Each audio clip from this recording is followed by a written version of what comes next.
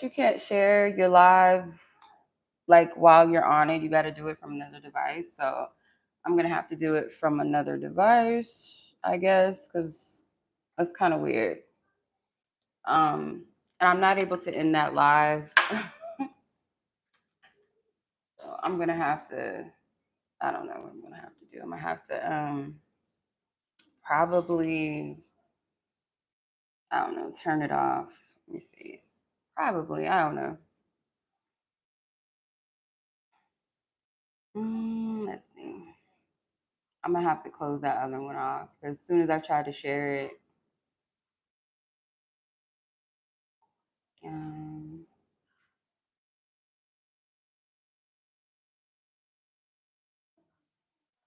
okay. Let's see. This one, so weird.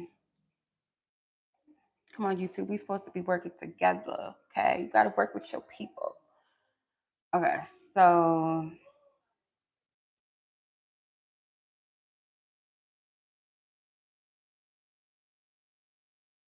okay, this is the right live. This is the right live. So I'm gonna have to share it from another device instead of what I did. Because whatever I did on the last one I just tried to do, it blocked me out of my own shit. I wasn't even able to get back into it. So yeah, YouTube, you gotta help me out. What you doing? It's supposed to be no, but YouTube, I don't know what kind of beef they got with me.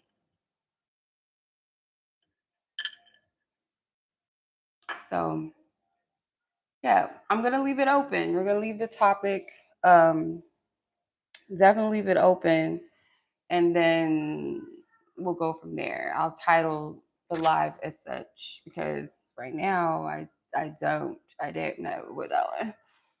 So is it still saying I'm live? It shouldn't be saying that. Um,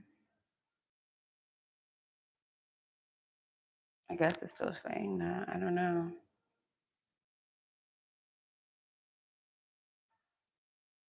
Okay, I hope I'm doing this right, y'all. I pray to God. Hey, Monica. Okay. All right. Yeah. Okay. So I did it. I deleted the right one because I'm like, wait a minute. The other one, it should be canceled out. So yeah, it did. You would think I'm a fossil. I sometimes I don't know what I'm doing on here either. So hey, go figure. Um, sometimes I have no idea what I'm doing. But other than that, how was everybody's Tuesday? How you guys doing? How you living? Um, I gotta find. Let me see. Oh God, this iPad. I think I messed up my I think I messed up my little track thing on here. It doesn't even stay on the track because it falls a lot.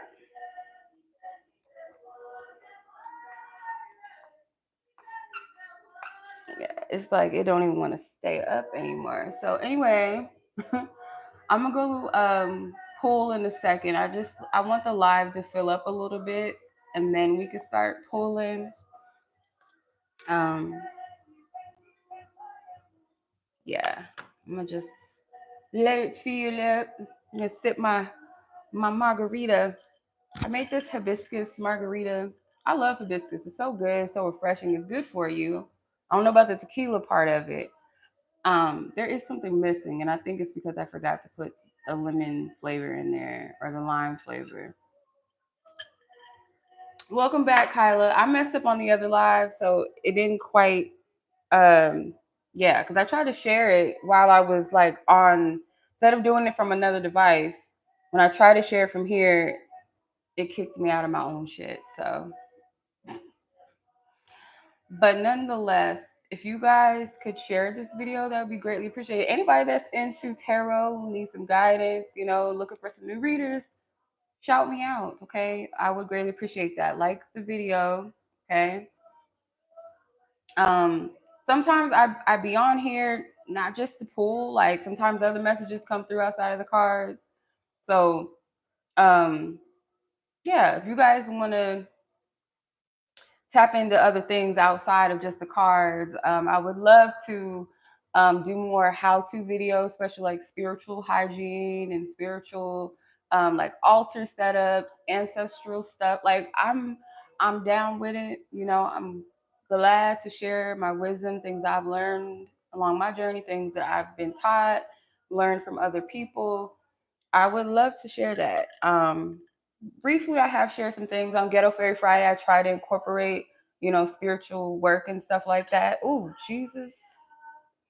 I try to incorporate rituals and stuff like that. I thought about on my Patreon doing something specifically for the zodiacs with that, like personal rituals that you can do under your zodiac or your element that you want to work with or planet. Like I'm into planetary magic. If you guys haven't noticed, like I have some books. I'm really into that. I'm really into it. I'm not good at the whole natal chart reading stuff. Like I kind of have a basic understanding of it. Other people along the way have kind of enlightened me on certain aspects.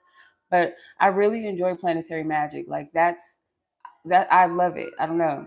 And I think it's powerful too. It's a powerful tool to use. What was I gonna do? One other social media hack I need to do real quick because I'm forgetting something. What was I gonna do, Chenoa? What were you gonna do, Maine? What you gonna tell? Hashtag. I don't know. Sometimes these hashtags, I wonder about them, but I'm gonna do it anyway. Ocean. Um, let's share it on some other places. Let's share it on some other platforms so we can get a little bit more engagement. Because sometimes, you know, it's just people don't know that you're on. So sometimes not always because people don't want to watch. I have to remind myself of that. I need to be more proactive with my social media skills because they suck a little bit. My social media skills suck just a little bit. But other than that, you guys, how is your Tuesday? I feel like it's Wednesday for some reason. Like sometimes my days of the week are way ahead of time.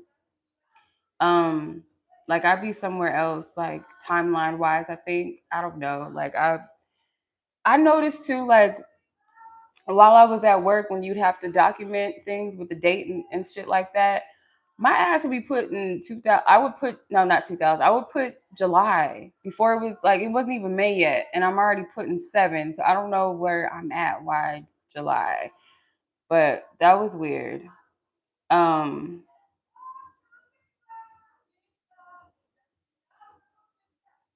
yeah, that was really strange. I'm like, Heifer, what you doing? Like, what are you doing? Why are you doing this? I don't know why I kept writing 7 instead of 4. Like at the time it was April. So I don't know if some of y'all been doing that, but I remember last year I was already putting like 2025 or like ahead of time. I don't know what the fuck that is. I don't know. It's kind of weird.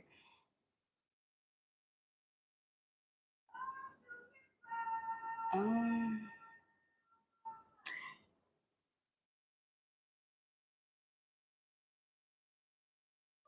what am I trying to do? I lose my train of thought. Like something. Trying to wait for this to build up. Okay. Yeah, the viewership keeps dropping, so it's like I don't know what I'm waiting on anyway because people just want to get to the cards. But let, let me remind you, it's me. I don't just always use a card. Sometimes my messages are a little bit more complex than that. I knew my Kyra show was gonna fall out. Yeah, but sometimes my messages are a little bit more complex than that. They're not just gonna stick to the script, you know. So you were put in 2025 too. I don't know, or 20 that 26. Girl, my eyesight is not. It's not 2020. Timeline jump. I think so. Maybe like that's the only thing I can. I don't know what else it could be. It has to be that. Like I promise you, I'm not playing around on social media. I'm trying to engage. I'm trying to engage. Card.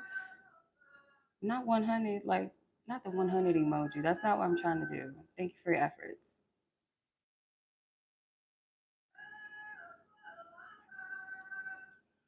Okay. I'm almost done, I promise. I'm not the biggest person on when it comes to like I don't know, like I suck at social media a little bit. I'm just not savvy at that. You know, I be like really winging it, just really being um uh I just be winging it, child. Like I be on there just doing what I feel. Like sometimes I try to follow like the stuff that people suggest and stuff, but I mean like I think consistency definitely might be something, you know, like getting your, you know, your posts and stuff, but like hashtags and things like that don't always work in your favor, I notice. Not always. It's not always a guarantee.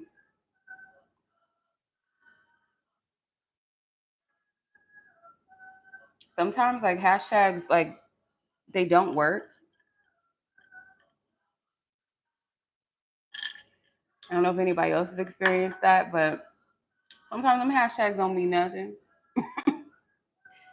All right, I'm almost done.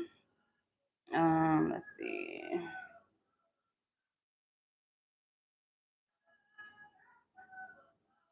I'd probably be able to type much faster if I didn't have these damn nails, child. I don't know how people be like having nails that are like the size of their finger on top of their finger and then be like doing normal tasks in life with this shit. I don't know how y'all do it. I don't know how y'all drive. I don't know how you clean up. I don't know how you wash your face, your ass, your body. I don't know how you do any of that shit. Open cans and shit. I have open bottles. How do you even do that?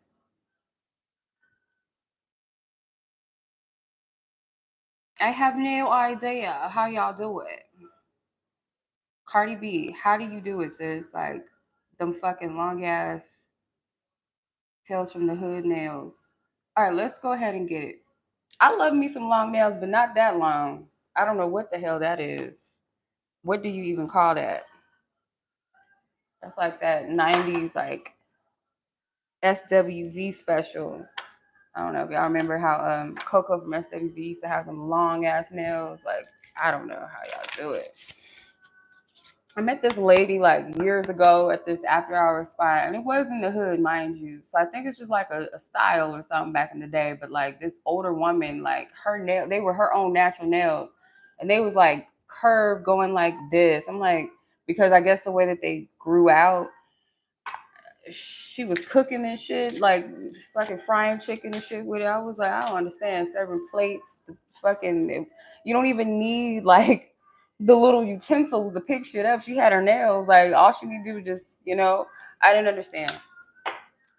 I was very intrigued though. I was like asking her about her nails. She said, "These are mine. I've been growing these for years." I'm like, oh, mm-mm. No, ma'am. Okay, so let's get into the live because I don't know what we're going to talk about today, but I did have a topic on my heart that I wanted to express. But I'm going to let Spirit do the talking first. Before we do that, I need my smudge.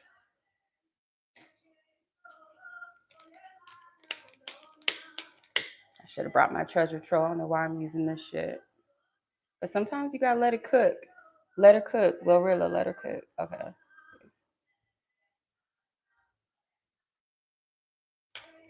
You have to get up in this motherfucker to get it to really burn, but it smells good. I prefer this. I love, don't get me wrong, I love sage, but I prefer this smell a little bit more. I prefer it. Okay. Alrighty, let's put it. Really, so this is going to be the last day of Taurus season, if I'm not mistaken. So all my fellow Tauruses, I hope you've enjoyed the season. Okay.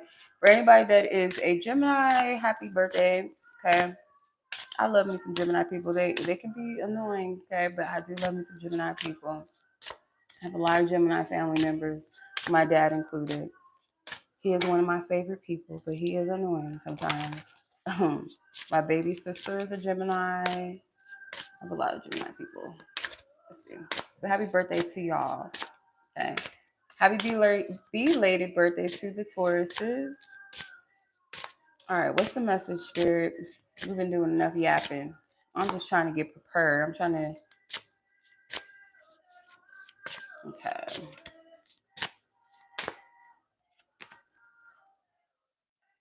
The cave. The cave. Okay. The cave is interesting because she's sitting within a seashell or a clamshell to be exact, and she's holding the pearl. I don't want to get too far ahead of myself. Let me continue to pull. I'm already getting a message, but okay.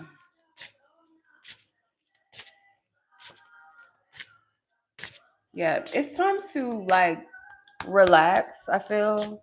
Because sometimes, like, when we think about shit that we have to do, we feel like we're productive if we're always doing something. And that even includes our healing journey, our healing processes. We feel like we're doing something if we're constantly moving. And that's not always the case, or like externalizing the process and doing this and doing that. But sometimes your healing comes from just rest. Your healing might come in you doing something that relaxes you, something that you enjoy, um, a good laugh, a good conversation, could be healing or help you through something. Like, it doesn't always have to be something that your brain is trying to constantly process and constantly organize and construct. You know what I mean?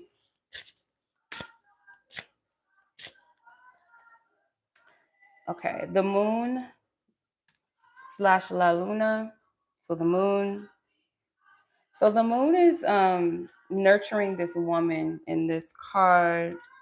Yeah, I just keep getting this energy of rest. I keep getting this energy of um introspection. And when I say introspection, it may not be again externalized, because introspection is an inner thing. Um you might be inspecting what's going on inside of you, because I like introspection. It's like even an introduction into inspecting something within the self. Like, okay, I'm at a place right now that's a little different. That's kind of the energy I'm getting. Like, you're not in the same energetic space that you were in, not even last week, maybe not even a day ago. Your energy is processing things a little bit different. You have birth.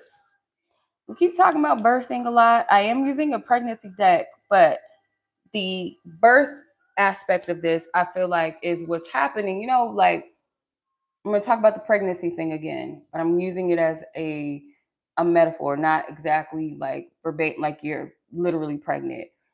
But more so, ooh, the Rose of Jericho. I just saw something about the Rose of Jericho. I'm going to talk about that in a second. But when you're like close to giving birth, like, not only are you just tired, or you might be overwhelmed, you're just like ready to give birth. So you might be really tired.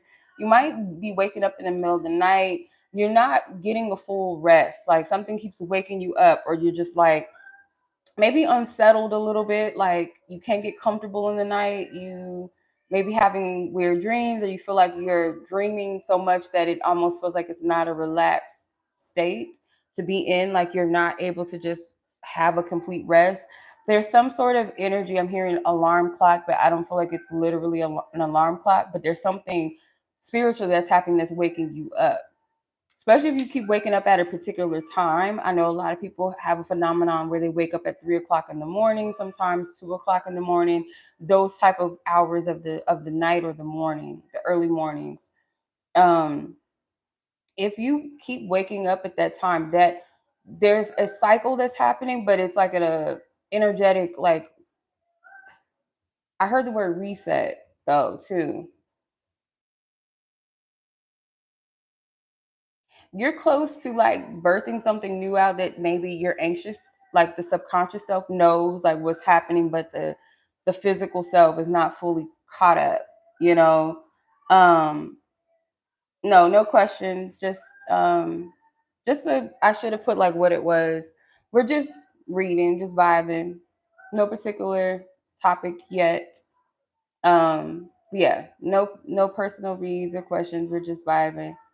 But I do feel like the alarm clock is like your higher self telling you like there's something that's about to shift. Like it's funny because in the beginning of the live, like we were talking about the timeline jump thing where um I was writing dates that was already ahead of time, like on accident. Like my mind would be like, okay, it's April, but I'm writing out 7, like July.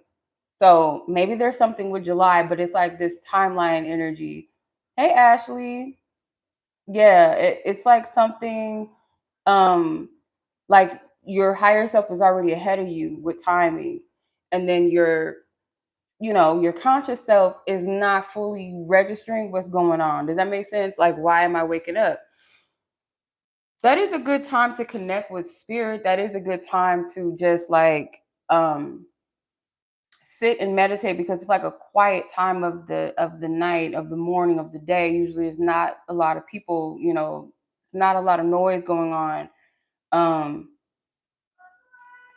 I'm doing good. Thank you, sis. I'm doing well. I hope you're doing good too. We're enjoying your Tuesday. It's so weird because I'm like, it's already Tuesday, but it feels like the week is ahead of time. Like, I don't know, it's weird. Because I thought it was Wednesday today, I swear. Um, but the La Luna energy could be like an energy. Some of you guys might be on your menstrual cycle too right now. Um, your body wants to rest and process and release what it needs to. And then you have the cave. So like, yeah, you might want to just spend time with yourself. Like you got to prioritize that. Like a lot of you, why is the hangman face upward? Hold on. He just up here, just facing up. Um, it's okay to like rest, like give yourself that. And some of you guys like have so much demands on you, but your body is telling you like you gotta have some time to rest and process things. Um, Especially because I posted a message yesterday. It's like a short message, but that Scorpio full moon that we had last week, I think it was last Monday, matter of fact, that energy was very intense in a sense of like um what it was releasing. And like you didn't even have to set conscious intentions in a sense. It was almost like it was just making the like at least for me and I know for a lot of people it was shifting things for them. um I noticed a lot of energy clearing for me, like things and doors I needed to close. It has been a process, just in general it's been a process to do that. I feel like from the start of this year, it has been a journey for me with when it comes to closing things. And it's almost like you're forced to do it. It's not something like yes, you want to grow, you want to change, but some of it is not an easy process. So that Scorpio energy just kind of accelerated it for me, if that makes sense. And after so much clearing, so much closing of cycles and patterns and timelines and connections and old self, like that, if you think about it, that that is something that is almost energetically draining because it's like you're extracting and pulling. It's like if you go to a sweat lodge or you go to a sauna or something where you're sitting and you're extracting all this energy out of your pores, you're gonna have to rejuvenate after that. You're gonna want to rest after you do that. So anytime it's like, let's say you're going through surgery, spiritually speaking, you're going through surgery and you're removing a tumor or you're removing a cancer out of your body or whatever the case may be. There's something that is being extracted and removed. So when you do that, you have to recover and you have to rest, right? And you have to treat yourself with the proper medicine. So what is the medicine for you in this process? Like, what is it that is your medicine other than rest? Of course, what you eat, what you drink, what you're taking in, who's around you in your environment, like people around you that's supporting you, your caregivers spiritually. Not saying like you need people to like be there and do everything for you, but like who's around you that really cares about where you are within yourself? Who's there to support and help you as you need? And are you in a place of receptivity to allow that to happen, or to allow people to help you or be there when you need?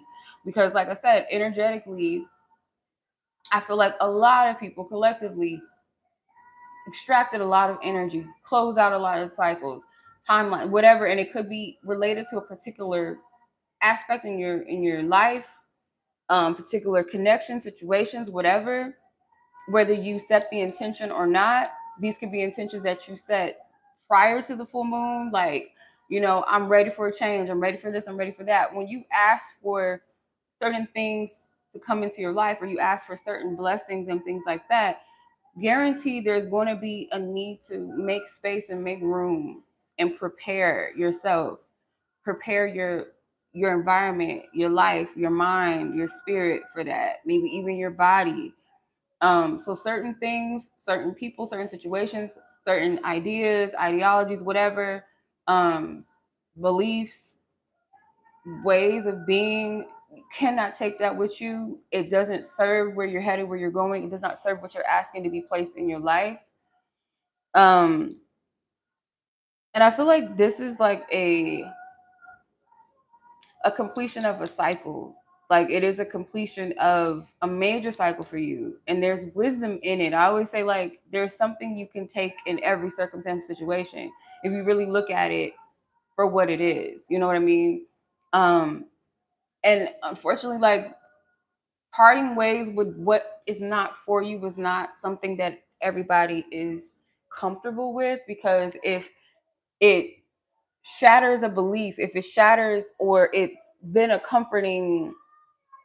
always been like this comforting thing for you to um do a certain thing, be around certain people, certain things have served you for a time, but maybe it hasn't really served you. Maybe it's held you back. But if you're not ready to surpass where you've been, it's too much work for you, you're going to avoid it and put it off. So this message is not going to be for everybody, because I have to be honest with myself, because there are times where things can be overwhelming and you don't want to deal with it, and that's perfectly fine. But complete avoidance of something is never a good thing. And I know that these messages are not always going to sit with people in a comfortable space. It because what it's doing is almost like you're in a tight corner and there's a mirror that's facing you, and you want to just squeeze out of it as quickly as you can. Like, this is too much. I don't want to sit in this. I got to go. Self-reflection is never easy, and it's not the funnest act, or it's not the most fun process, but it is necessary. You know what I mean?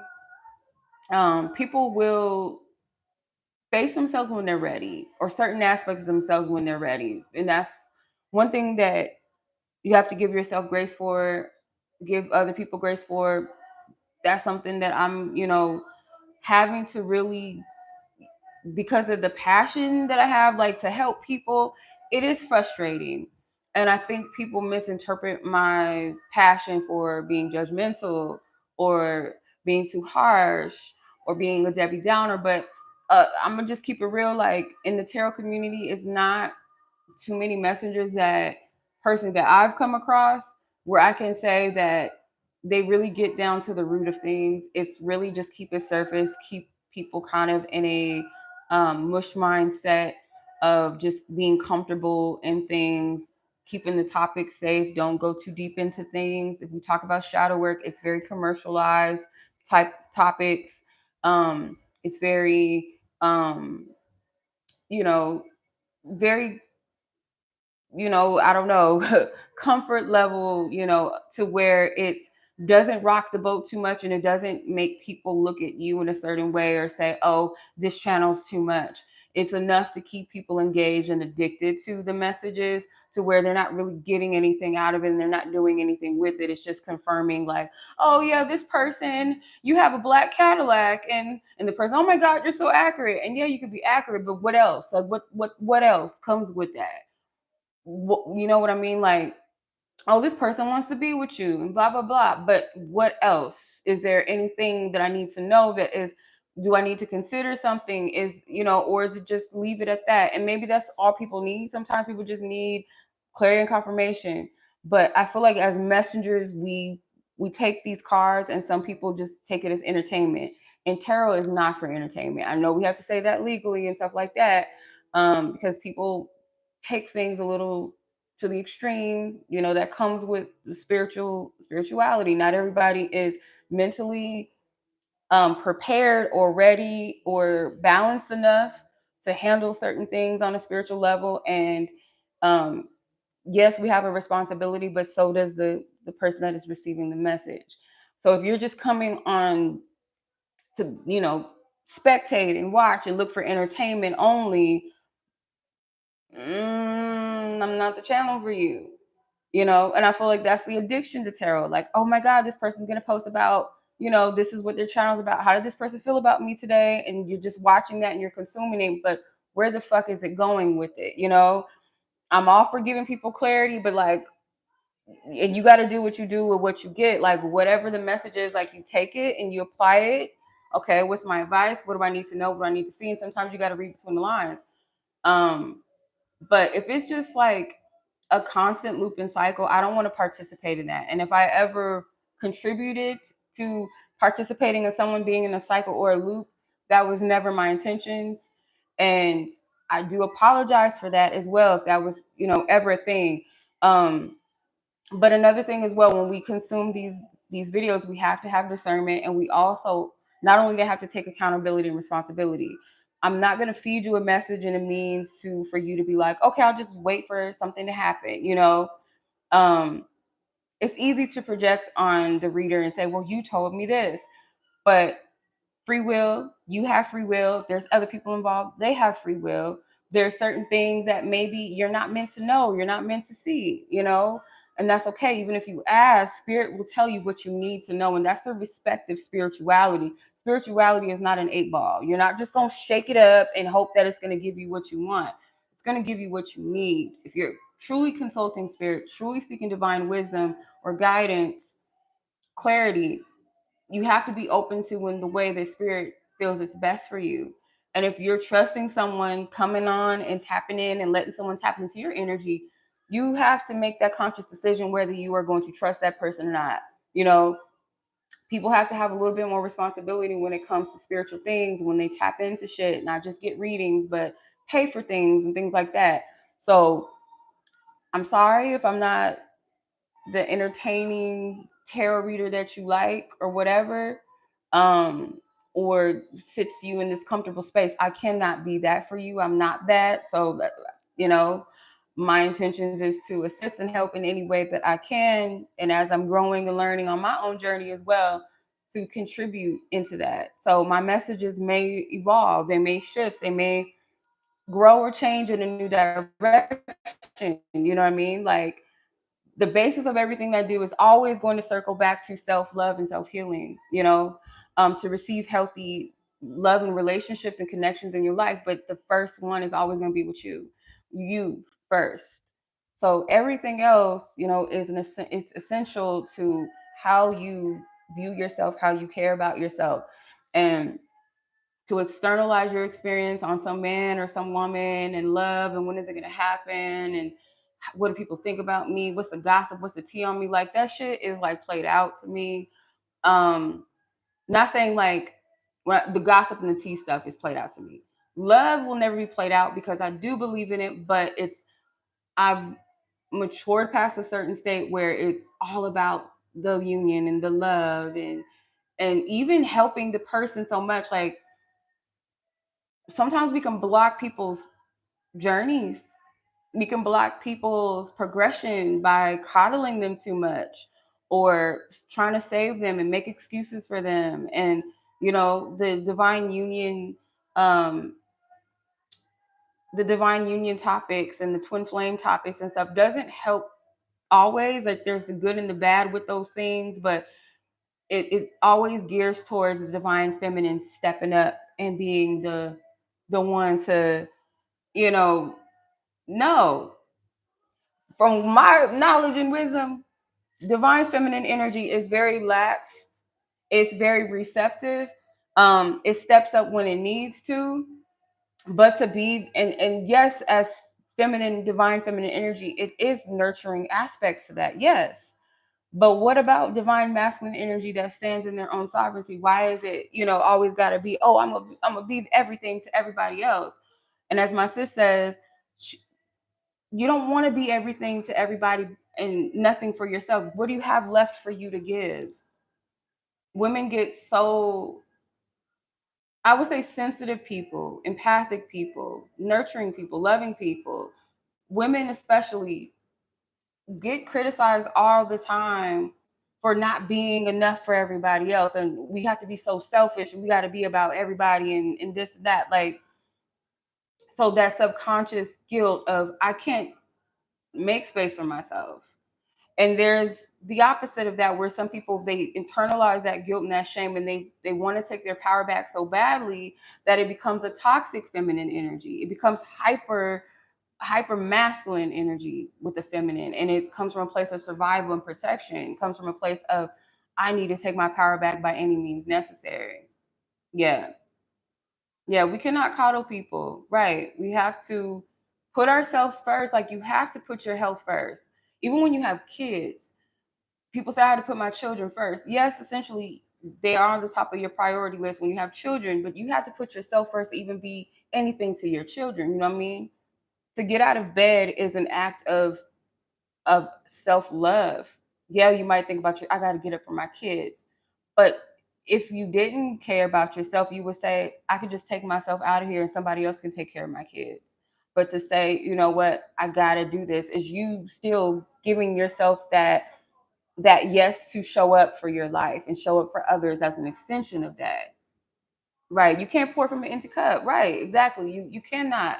Logically, if you think about it, if this cup was just like down to here and somebody else got a cup and they're like, give me what you got, and you're just like, okay, and you just pour it out, what's left for you? Who gonna pour back into you? You might have some people that will pour back into you, but you, from that point, you gotta continue to pour back into yourself so you're full again. You know? You're not gonna die without a man or a woman in your life. You're just not. And I want to say a man because um, women in particular put a lot of heavy pressure on themselves to have a man.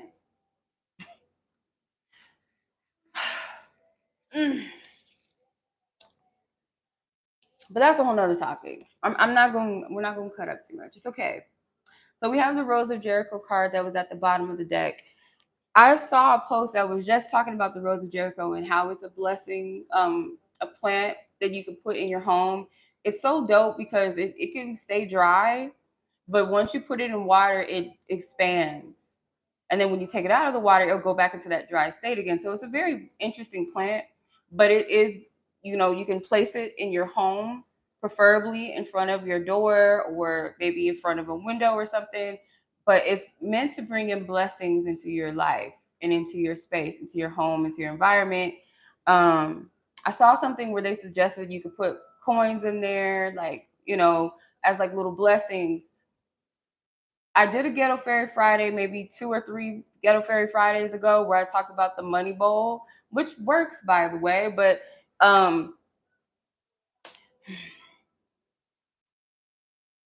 it was intended for my house. It's intended for my home. And a family member came over and put their own cents in there and said that they got some money out of it, which, I mean, they didn't know what it was for. I guess they didn't know what the intentions were, but I mean, that's not what it was for. It wasn't like for other people to just come in and put their shit in something that was for the house, but it was just meant to, not just money, but just to bring blessings into your life and into your home and your space. Blessings could be peace, it could be joy, it could be laughter, togetherness, like all those different things. Safety and security, wellness, restful sleep.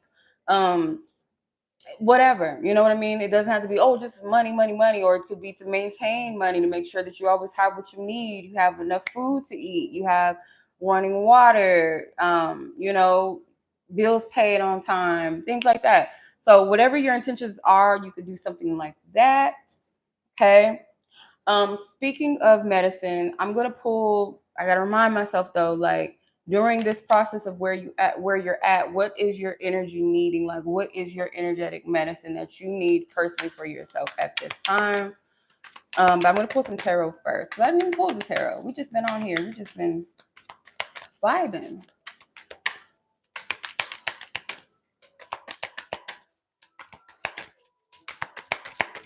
Okay.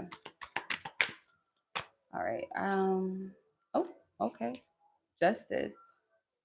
Poetic justice. The King of Cups. What? Seven of Cups. I don't know why I heard you gotta make a choice and you gotta make it fast. I don't know. Okay. Ten of Swords. Queen of Cups. So this could be, speaking of relationships, Five of Cups is at the bottom of the deck. So speaking of relationships, you might have to make a decision to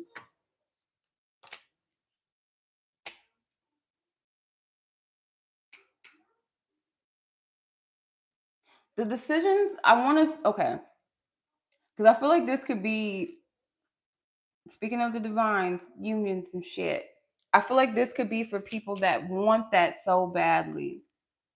And there's nothing wrong with that, because a divine union is healthy, it's beautiful, it's aligned, it's peaceful.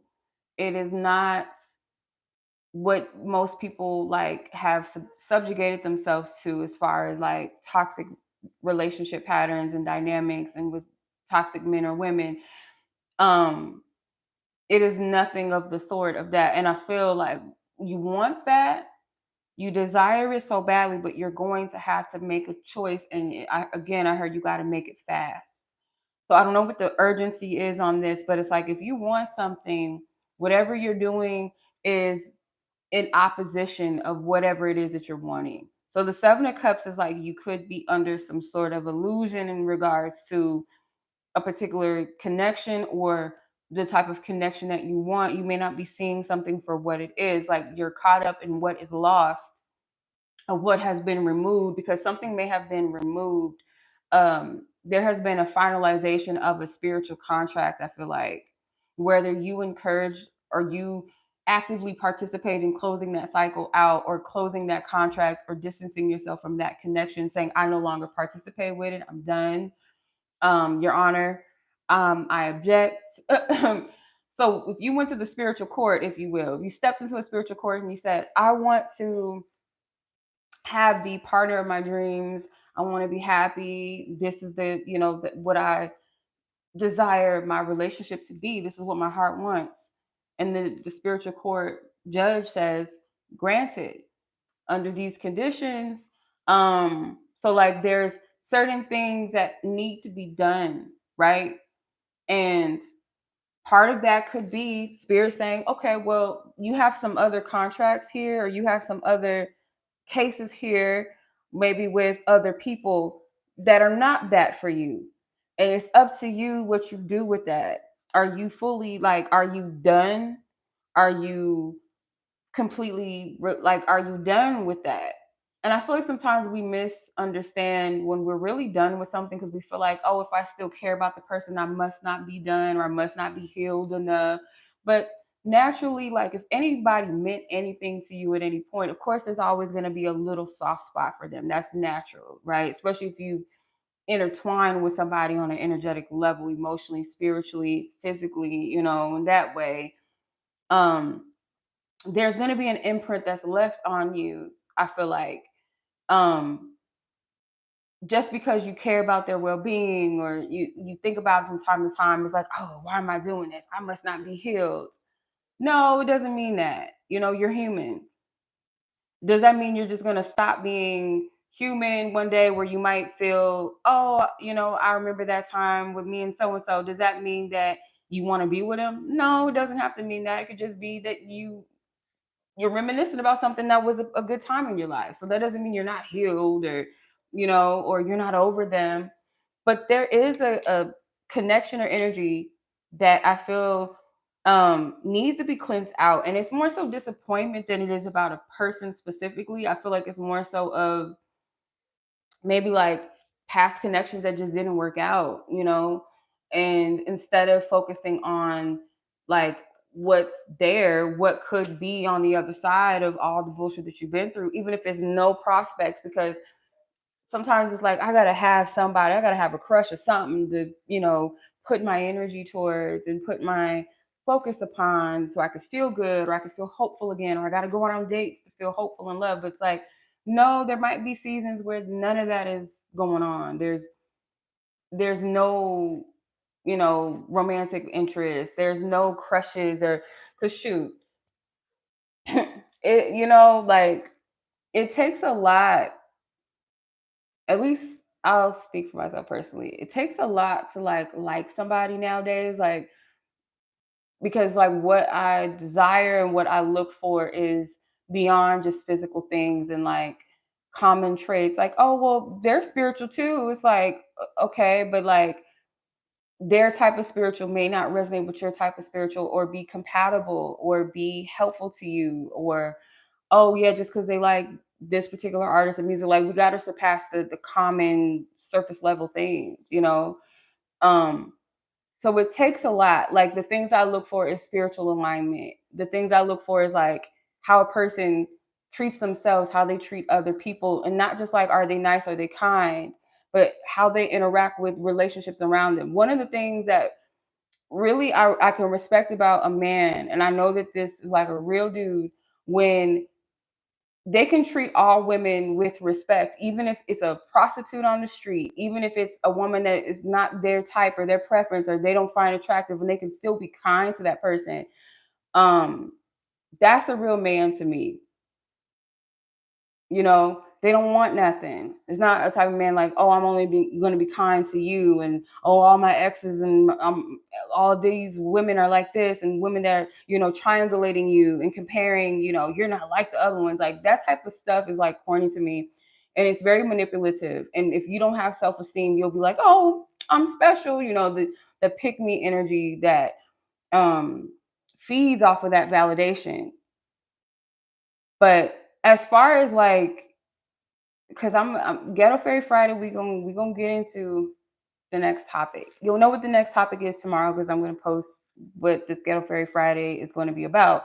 But we're gonna touch on that just a little bit more in that live. But I don't want to go too deep into that. But it is a decision that needs to be made, because I feel like there's certain things, like looking at the Seven of Cups, there is certain things that um maybe that you want and that you desire, that are aligned, that are healthy with who you are now, versus like maybe the past things that you wanted spoke to maybe the person that wasn't fully realized, or fully saw their worth or their value, or still had things that they were working through. So your perception is changing around what you want and what you desire in the matters of the heart, and specifically with love, um, partners.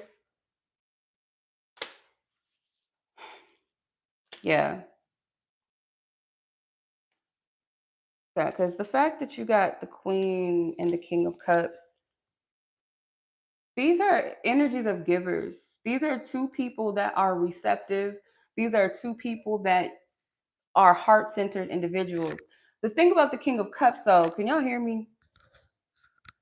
The thing about the King of Cups, though, is that he operates from a more of a, so like as a masculine energy, right? Dealing with their emotions, it's a sense of balance. So it's not like I'm all head and no heart, or I'm just too heart and no head.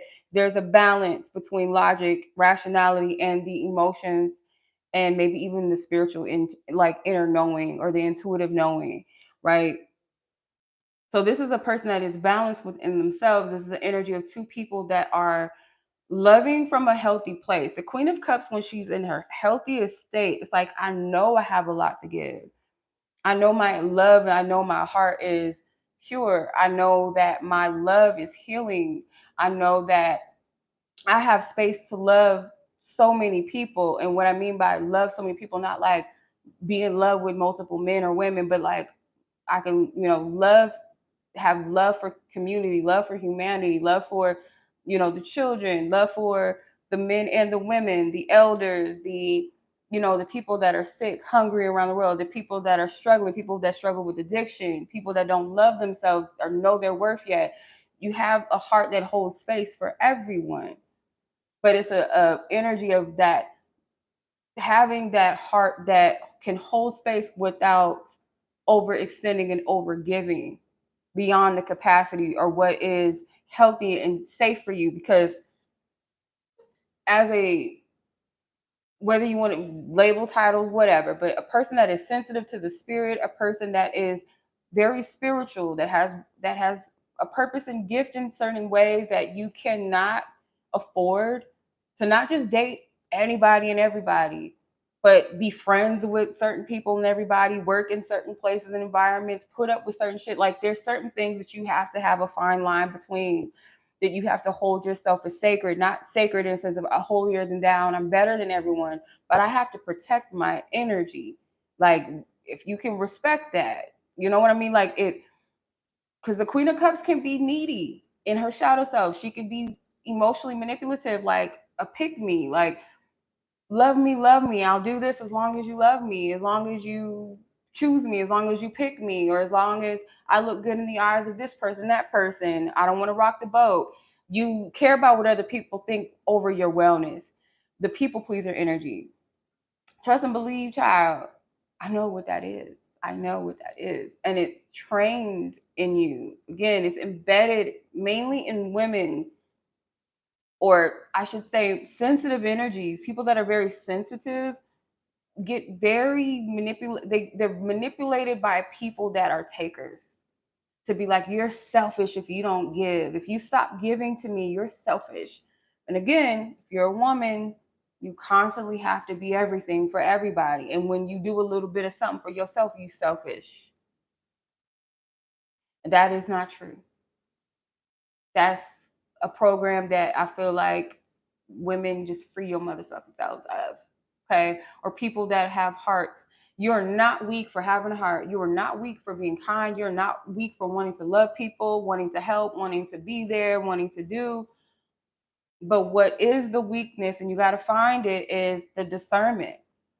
The discernment is not always there, or it's the lack of understanding of your value and your worth. Like if you knew that motherfuckers can't survive energetically without you, you would take pride in what you have, and not to say like, oh, haha, but it's like, you ain't gonna use my energy up.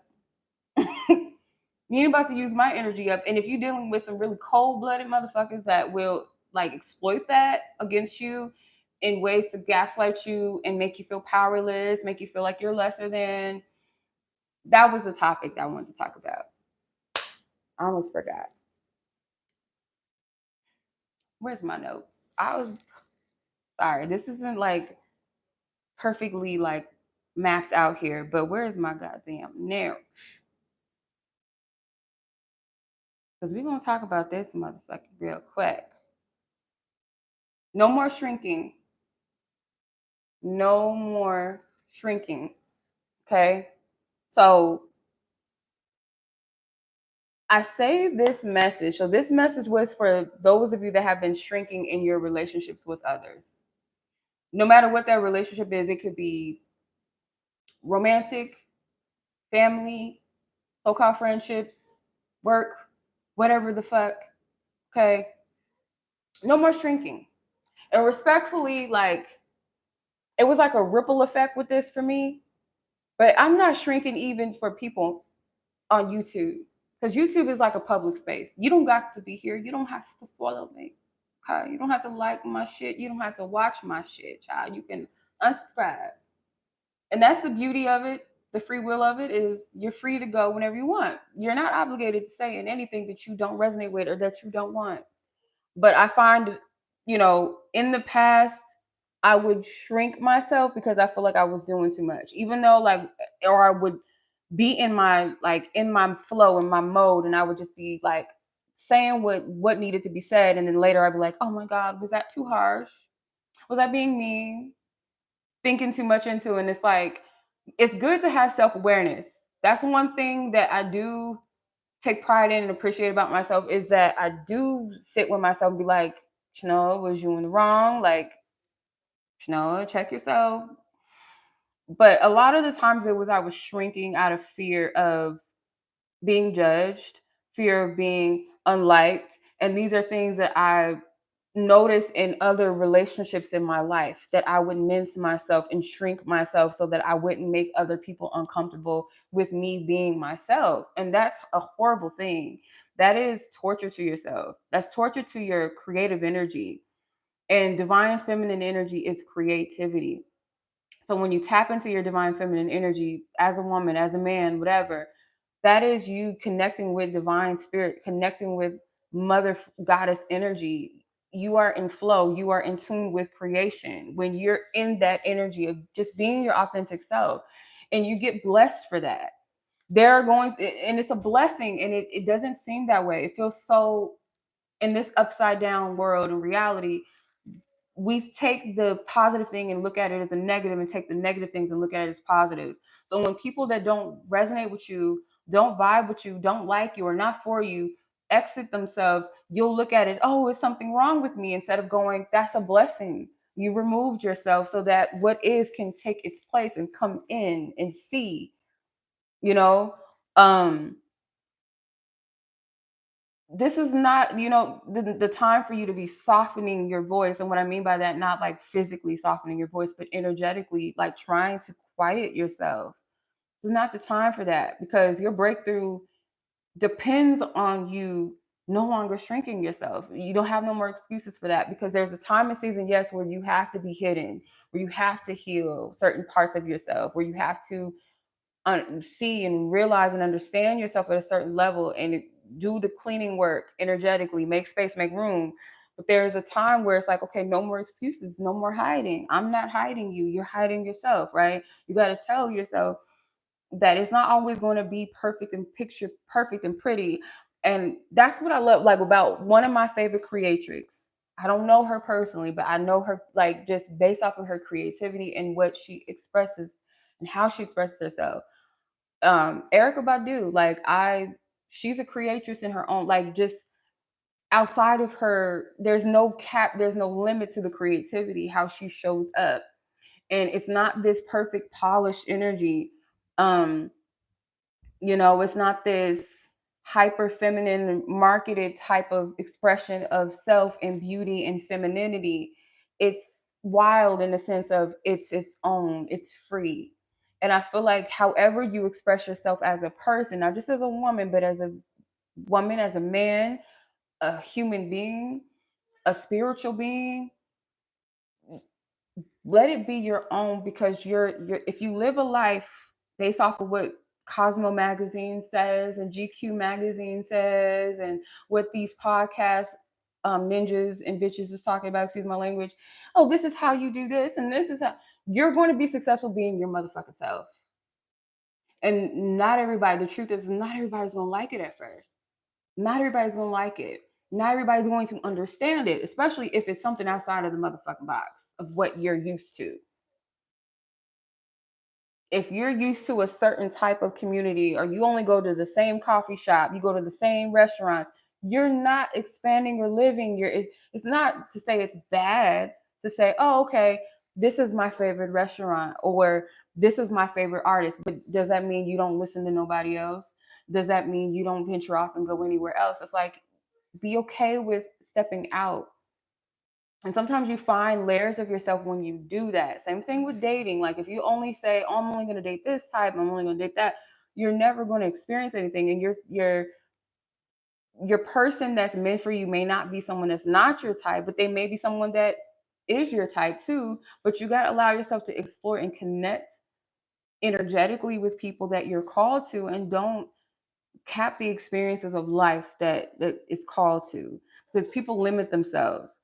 You know, they hate what they don't understand, or they try to control what they don't understand, or they get uncomfortable with what they don't understand because it's calling you to step into some sort of place of evolving or expansion, expanding your mind or exploring something. So yeah, um, you're not here to just like twist yourself and try to bend yourself to be accepted. No more of that shit. I'm gonna tell y'all right now, we're gonna talk about it on Good Fair Friday, but stop listening to these stupid ass fake dating coach fucking propaganda talking about how to be this type of dark feminine to get somebody to want you. That type of bullshit is fucking stupid. All you gotta do is be your motherfucking self, and the right person that's for you is for you. You don't have to manipulate nobody's energy to be with you or to see you. Like that is fucking stupid. It's lame as fuck to me. It's lame. Like it's really stupid. Um, but women are broken out here in these streets. Like the ones that are broken, they feed off that shit. And like I said, if you feel like your power has been minimized, that type of shit is easy for you to like suck up and eat up, because in your mind you're thinking, this is how I get my power back. This is how I get my lick back. If I can attract a man that told me he didn't want to be with me, he wasn't choosing me, he cheated on me, I wasn't his type. If I can get him to be obsessed with me, bitch, I won. That for the ego, respectfully, I get it. But when you go like, the shit ain't even worth it. I don't even have time to deal with this. What is it going to serve me? Your best lick back is you moving on and finding somebody that loved you for you, that wanted you the first time around. But that will require you to work on yourself. And motherfuckers don't want that. They want the easy work. They want the bullshit. They want that, okay, give me the sugar. Like, it's almost like this. I can get NyQuil from the grocery store to heal my sickness, which is really not healing you. It's just numbing you. I can take this, or I could take some elderberry and like boil it and drink it, get some garlic, consume it, and heal my body and rest. But that requires too much work, and it doesn't taste the best either. It kind of tastes a little nasty. But I would prefer something that everybody else takes when they're sick, right? This is at the grocery store. This is at the, supermarket. Everybody else is doing it. Why not? It's easy. Fuck that. That ain't gonna heal you. That type of stuff, that quick fix. Oh, everybody's doing it. The celebrities are doing it. Everyone's doing it. You want to be a black cat and you want him to be a submissive puppy. Like that type of shit is lame as fuck. Like, bitch, like go heal yourself. Like when I hear that type of stuff, when I see them type of contents, I just be like, this is so toxic. It's so sad. Like what sad ass heifer is like doing this, or just very sinister heifer that's like taking advantage of people. Half the time I think them pages be men that be like telling women to do this type of stuff, like play these mind games and this trick. It's very dangerous. The type of stuff is it's very dangerous. You know, when I think about like rappers and stuff like that, like some of them, like they have ghostwriters that are men and having them talk about shit that sounds like prostitution. And it's like, y'all, again, it's that validation for men, and it's cloaked as empowerment. You notice that, right? You're still being a pick me. I don't understand what, like, when I say pick me, there's nothing wrong with loving up on the right person. There's nothing wrong with that. But when you're trying so bad to be loved up by somebody that is not for you, or the majority, like, why do you care about the whole entire male gaze? Who gives a fuck about the entire male gaze? If they're not for you, who gives a fuck? But if you seek validation and your femininity, your beauty, your power, your specialness is based off of some man, you'll fall for anything. And it's cloaked as this women empowerment. No, they feeding off of you, boo. You're not empowered at all. They're taking your power. What don't y'all see about that? They benefit from all the little games that you play to get their attention, because oftentimes men know what you're doing.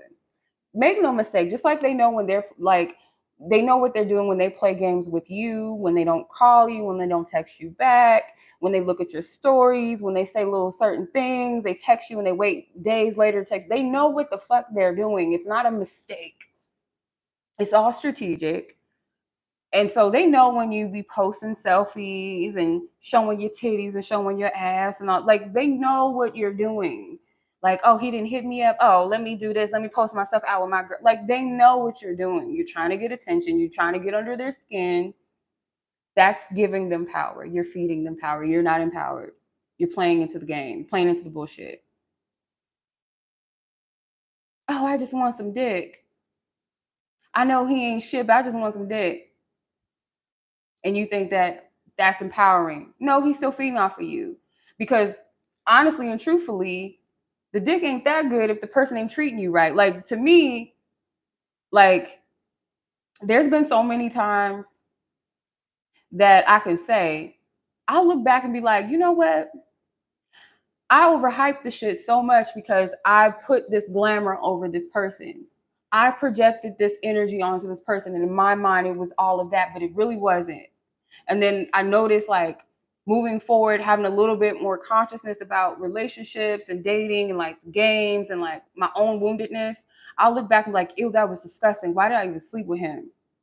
Like when you notice like they're benefiting off of your energy, real empowerment, real goddess energy, you don't got to go out of your way.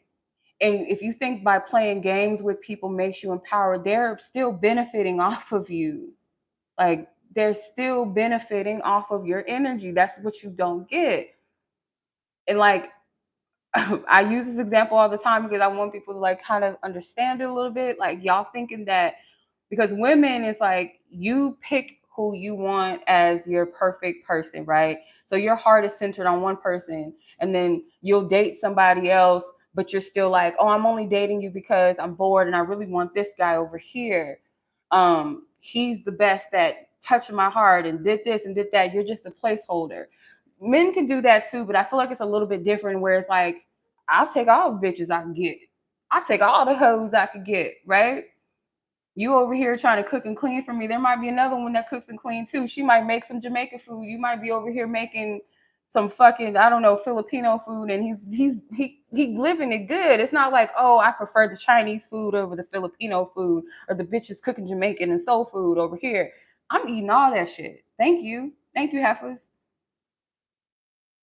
While you over here doing tricks and shit, buying lingerie off Shein and shit like that. Thank you for the gift and the present. It's not going to put you in a place of specialness. It's not until he chooses who the fuck he really want to be with. Other than that, he's having a good time with y'all. So you can compete with this one and that one. Oh, I'm pretty because I got, I'm light skinned, I got long hair, or I got a big titties, I got a nice body, and I'm this and I'm that. I'm college educated. They don't give a fuck about that. Thank you for the specialty, but that does not make you special. Like, thank you for this that's different from this one and this one. Like, I'm just having my pick. Like, and I think the whole game of men saying, oh, we like to date this type of woman, I'm like, that's fucking bullshit too.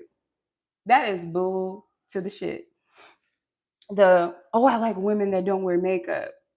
Going scrolling down their followers, they got heifers with big titties, blow up doll titties with makeup to the T, the lashes out to here, twerking. But I want my woman to go to church. You full of shit. You like both of it, and you benefit from something from both. I'm sorry for the harshness now, but you're getting played. You're getting played with, like, for real. Your power is being taken from you, and you're playing into the game, and you don't even know it sometimes. Like, and if you really see it, like, if you take your emotions out of it, these type of men, I'm not saying that all men are like this, but like those type of men that play these games, they're really fucking lame. They're really predictable. Their games are very predictable. There's nothing new under the sun with them. They're so predictable. So like it's almost sad when a woman doesn't see that, see the game, because she doesn't see her worth. She values this person's presence over her own peace. She values this man's validation over her own self-reflection of who she is. She validates that more than how God sees her. That's a problem. That's a whole problem. And unfortunately, like I said, like those women that are stuck in those patterns and those cycles, they keep finding themselves in these patterns and loops with these men, and they don't understand like why, or they think that they're doing something when they got like, I hate to say it because I say this out of love because I see it. I see the pattern. I see it very often.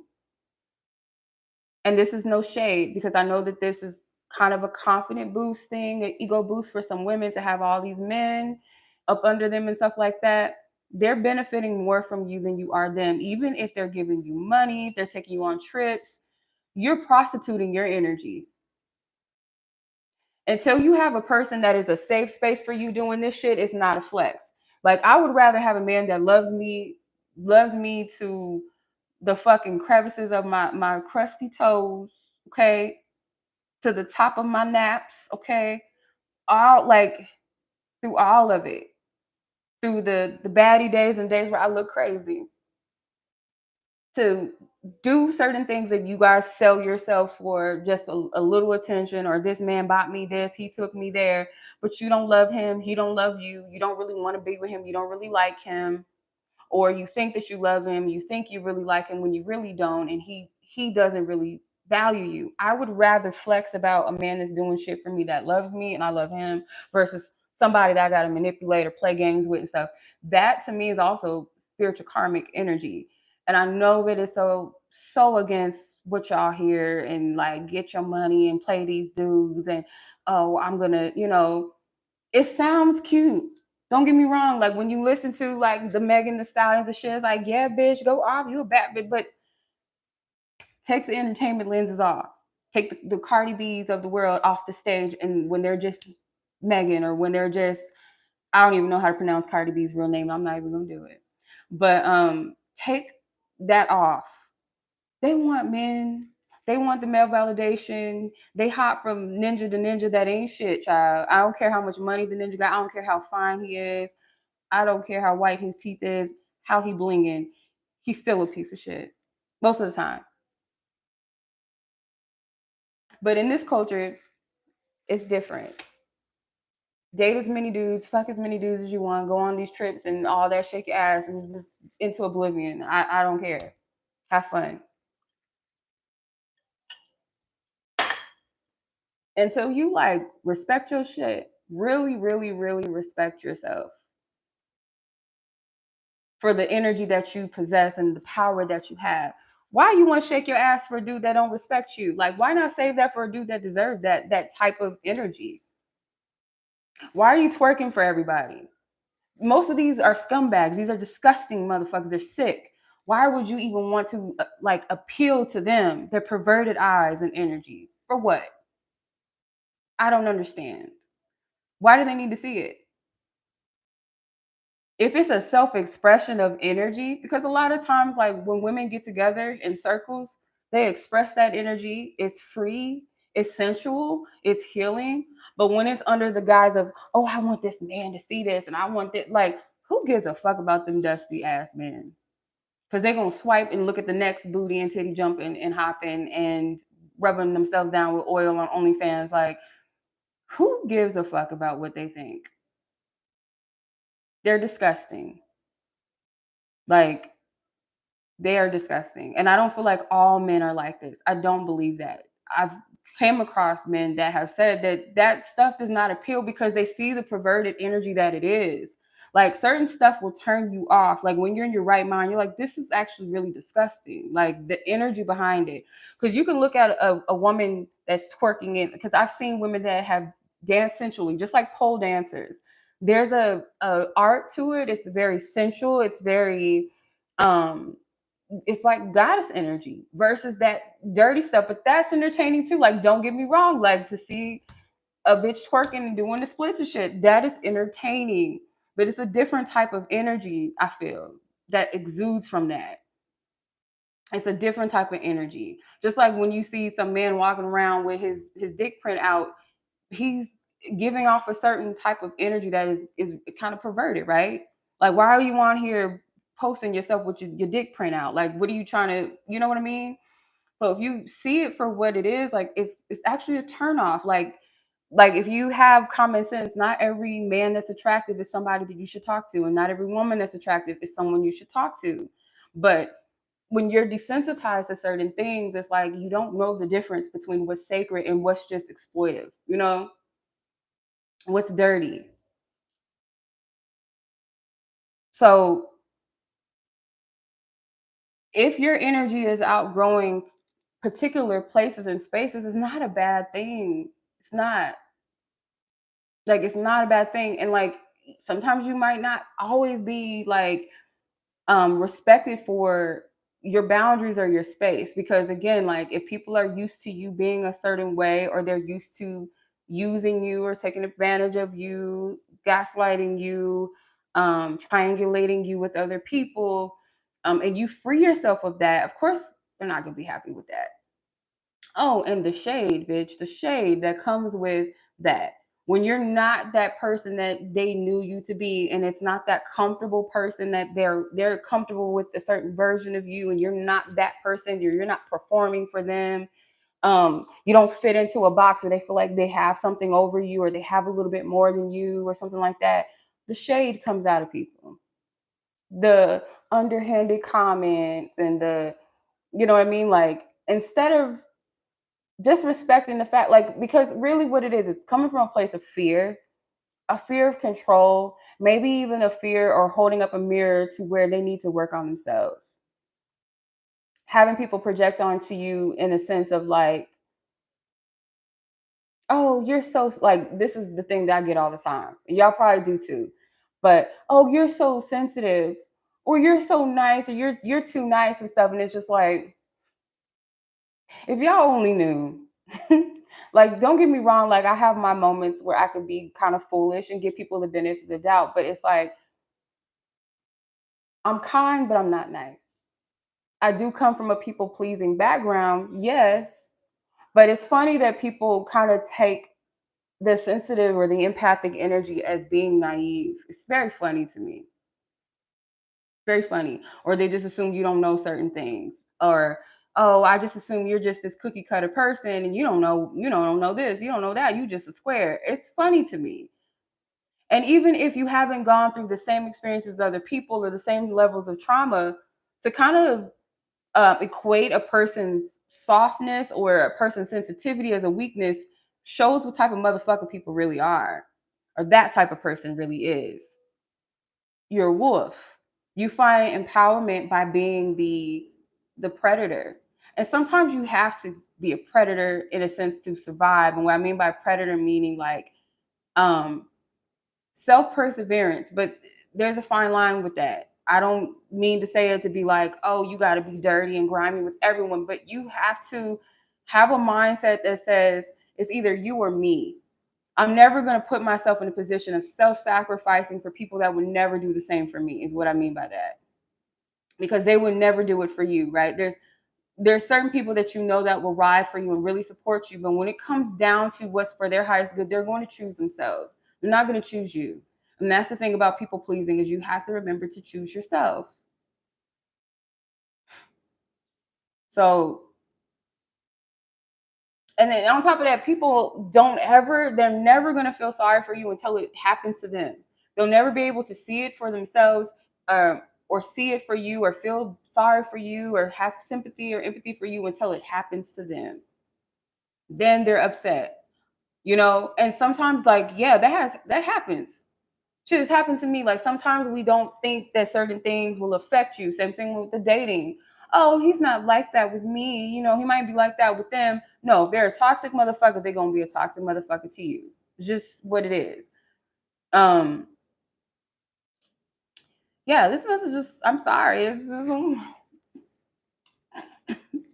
no, but there's a fine line between belonging, being accepted, versus being tolerated. And you got to know when you're being tolerated. And sometimes it might not look like it on the surface. And again, let me say this again: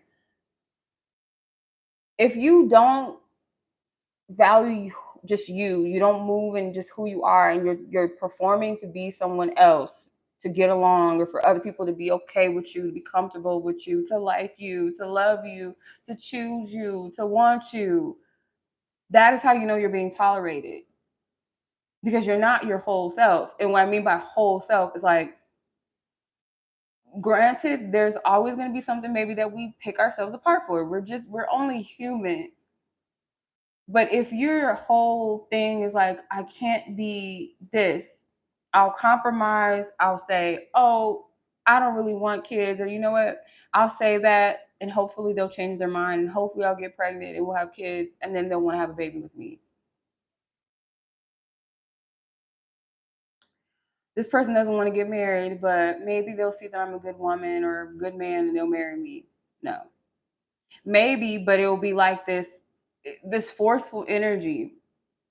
Real quick, I want to talk about this because this is like coming to me, but this is like 2 or 3 weeks old news. But there's this podcast called Dear Future Wifey, and there's this couple that has a church out here. I didn't know they were from here. I mean, I heard them talk about like certain areas out here and stuff, but they actually have a church out here.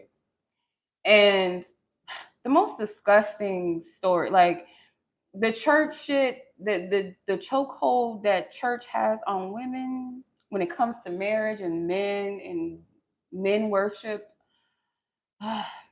Anyway, it was so disgusting hearing their testimony. I was like, is this a testimony or is this like a blink twice if you need help, or blink 3 times if you need help, sis? Because her husband was like boldly like, she was not my type. I went to her house because she was cooking. She lived up the street. The girls I like lived too far. Like, you big. It was so weird to me to like sit there and watch this woman like be degraded and laugh about it and talk about how she, oh, you're gonna love me, and I spoke over him and I told, God, that I would be like, basically made a vow to God that I was gonna be the wife that he needed. I was gonna iron his clothes so he can go out with his side chick.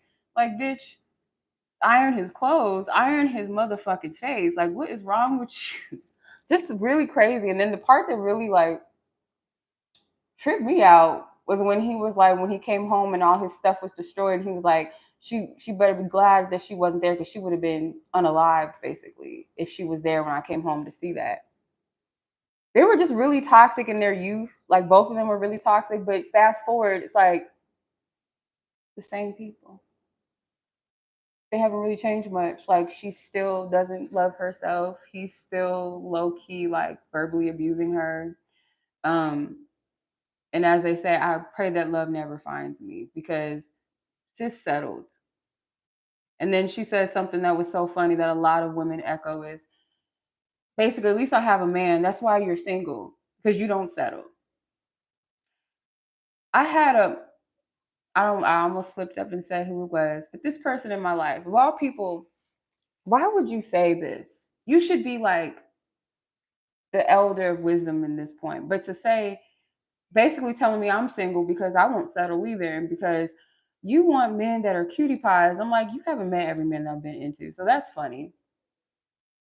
And not only that, she said something along the lines of, you can take him and mold him.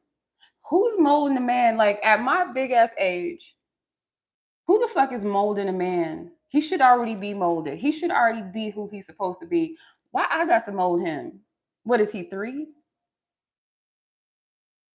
A grown ass man at my age should not be one to be molded by no woman. He should already know who the fuck he is. I don't need to be telling him how to dress. Like that, like basically that's what she was saying. Like, this is not, two can play that game. I'm not doing that. I'm not gonna sit here and take somebody and be like, oh, he ain't that cute, but let's go to the mall, boo. Let's scroll on. Let's do some online shopping for you. Let's get your hair cut a certain way. Let's, the fuck I look like.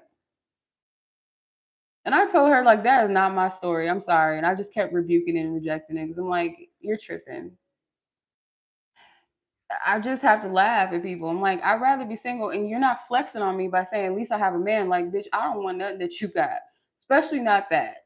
Not that type of situation. No, thank you. And again, that's that energy of, at least I have a man, because this is where my worth comes from. No, that's what you're taught your worth is coming from. Your partner should be an extension of you, not your whole universe. Yeah, nobody wants to build a bear. We're not doing that.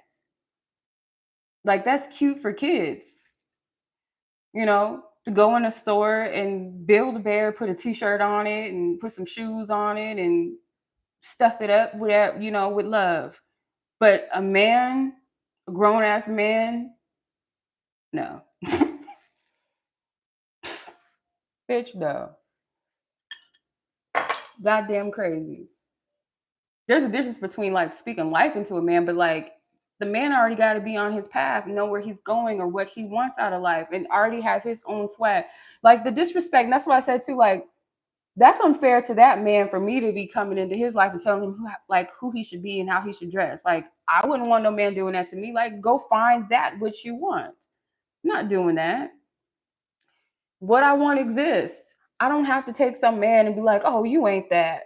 You know, you're a panda bear, but you know what? You would look cuter as a koala bear though. Like what the fuck? Like that's crazy as hell. That's crazy as hell. It really is. This is the ideology. It's so sickening. It's sad. Oh, at least my bills are being paid. Like that's cute and everything, but like it's like people take pride in being settled for or settling. Right. In your experience, you realize those were some of the most miserable people in couples. Exactly. Nobody's happy in that because your soul feels trapped. That's a get out situation. Two people that were never supposed to be together and said, you know what, I'm gonna try to be what you want me to be, and I want you to try to be who I want you to be, and y'all sitting there miserable because y'all not living in your truth. That is miserable.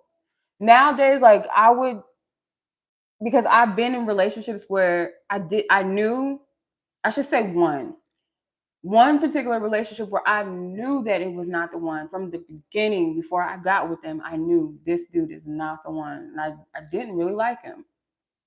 Overstayed my welcome in that relationship. And he overstayed his. And the pride, the low self-esteem of not wanting this person to go somewhere else, knowing that this person wasn't it, but I tried to mold it to be that, your soul will feel like it's trapped. I'm telling you, you're going to be miserable as fuck, and that you're just going to be depressed.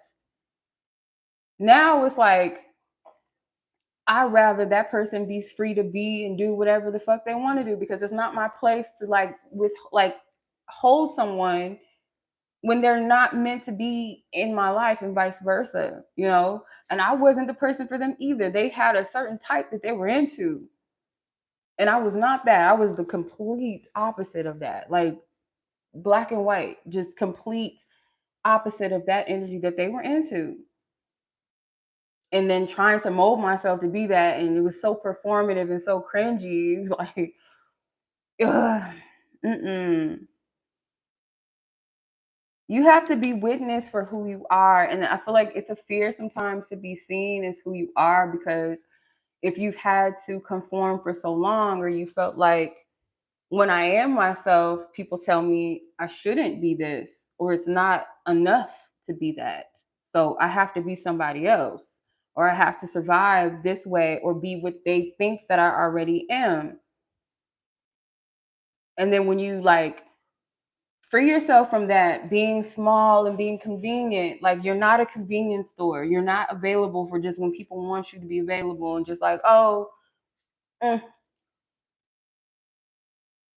So a lot of y'all outgrowing these relationships. Like you're not in the same space that you were once in. Like even if you're still like trying to pull yourself out of that energy of um that I that identity that people knew you to be, like that person that it might even be just like a light switch that comes on. You just don't even know you're doing it.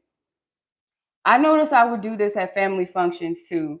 Like it would be almost like I would regress into like not like a little girl per se, but almost this person that you like hearing and seeing and talking in this way, a lot of my family don't know me to be that. It Some of them, when the time is right, when like somebody oversteps their boundaries, they'll get this side. But it's like naturally, it's like very quiet. People think I'm shy, which I wouldn't say I'm shy. It's just kind of a reserved and kind of a observant energy, and kind of just I open when I feel led to, or when I'm vibing with people, I vibe. I'm that type of person. I don't mind just kind of flowing in the energy. And if I feel led to butterfly my ass open, then I will. But I noticed myself kind of regressing into a little bit of a shy, quiet, like, um, I think it would kind of shock people, some of people that don't know me personally enough, you know. Um, but my voice was never loud. It was always quiet and silence and talked down to. And, you can't speak up for yourself. You don't have a voice. And, you're an idiot. Like, these are the things that I've heard as a child. So turning that volume up at certain times is like, it is a work in progress. And I feel like it's weird because some of the people like that are your blood, they don't know you. Like, it's weird because on YouTube, y'all know the real side of me more than some of my own blood, which is crazy. And then my friends, of course, like they'll know that side. There's certain sides that some people will never be able to see or are not supposed to see. The point of me sharing that is that it's not something to shame yourself for, because you're unlearning and unprogramming a lot of shit that you've learned and what you subconsciously took on as a survival role or survival personality, or survival behavior, intolerance, and compliance to shit. So people's bullshit too. If people want you to be what they want them to be, or what they want you to be because it makes them comfortable. Um, Unfortunately, but it's just like, you know what? Fuck y'all. Fuck all y'all. If y'all don't like it, it's okay. It's okay. We're not gonna say fuck y'all, but you know what I'm saying. um, so I'm gonna break down like survival versus arriving in connection. So surviving in connections is more like you're shrinking yourself to remain likable, right? You walk on emotional eggshells a lot. You prioritize being loved more when you're struggling. Yeah, so it's like you notice it's not real love, but you notice that you're quote unquote loved or accepted when you're performing, and you'll find that other people struggle to fully accept you when you're not performing. So that is a survival connection. Or you're resented when you actually do shine, or when you do step into yourself. You notice you don't get no support. You notice that it's like, oh, I got this going on. Oh, okay. Oh, okay. Well, that's not, oh, no follow up. Another thing too with that is like, not only you don't get any support, you don't get any positive feedback. It's just almost like, oh, well, weren't you doing something else? And it's like all this, like, that's how you know. It's like, or because this is a real thing too. And I just saw a post talking about this. It was from the Oracle. Shout out to her. The Oracle, THEE, and then Oracle. She was talking basically about like people that try to possess you and control you with a false sense of power, right? Um, and I find that that's again because when you're too I'm gonna look it up right now. When you're quote unquote too much for people, it's not because you're too much and you need to tone it down. oftentimes it's like your energy is not something that I can control anymore. That's what too much is for some people. I can't control you anymore. You're not at a level where you're right here and I'm right here and I could just eat you up. But if you're shining and you're at a whole nother level that I can't even reach, because let's keep it real, it's not because you're better than people, not because you're more special, but you're willing to do something that they're not willing to do. So that puts you in a whole nother vibration right there. So that what do people do when they try to bring you down? They talk shit about you, or they make backhanded compliments, or they try to remind you of something you did in the past, or they try to do that reverse psychology on you again, or they try to do the same control, the same works of control and network of control that they used to use on you to pull you back down to where they're at, because they are unwilling to reach and climb their to elevate. They're not willing to do that themselves. You have to understand that motherfucking shit. Like, a person that does not want you to be free is because it's not really all about you and only about wanting to control you, but it's because you're making me feel uncomfortable in my own shit, and you're reminding me of where I'm not at and where I possibly could be and where I may need to be. And I don't want to do it. I'm comfortable like this. I like people that are comfortable with my comfortable bullshit. I want you to be comfortable too. I want you to make me feel good about myself by minimizing you. How dare you think that you're just gonna just slip away that easily? It look the image I'm seeing in my mind's eye is Scar on the Lion King, where he had that mouse in his hand. It's like that's how people see certain energies that aren't that predatory energy. You're docile, you're a mouse. I can control you. I can keep you in my claws. I can eat you up if I want to until you're not the mouse.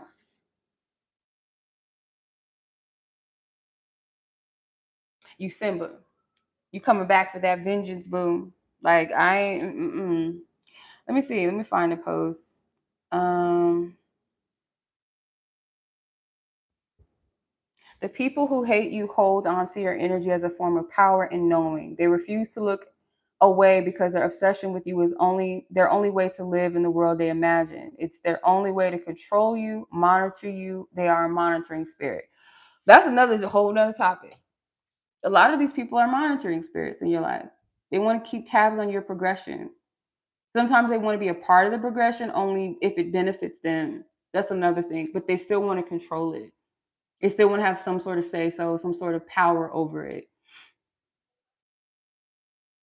Yeah.